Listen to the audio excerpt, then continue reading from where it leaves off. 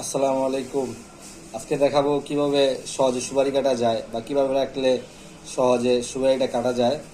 এটা গ্রামের মাছ চাষিরা অনেকেই পান খায়, তারা কাঁচা সুপারি কাটতে পারে না, বলে অনেক কষ্ট। তো সুপারিটা যখন বাজার থেকে কিনবেন বা গাছ থেকে পারবেন, তো সুপারিটা বা ড্রামে বা বস্তায় ভরে রাখবেন। তো একটু গোটটা উপরে পছন্দ হলে, এই যে ছোকাটা পছন্দ হলে, তো এটা কাটতে খুব সুবিধা। আর এটা কাটতে সুবিধা, এটা ছিলতেও সুবিধা।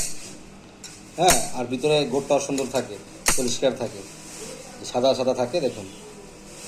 তো এটা বিশেষ করে যারা পান কাঁচা কাঁচা সুবিধা পান বিক্রি করে তাদের জন্য এটা আরও সুবিধাজনক বা ভালো, সহজে কাটতে পারবেন। এই যে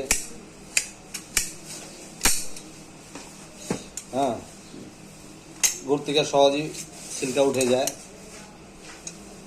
দেখাতেছি আমি, এই দেখেন।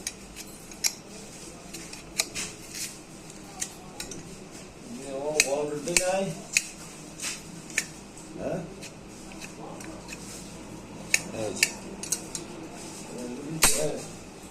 সুন্দর থাকে, পরিষ্কার থাকে।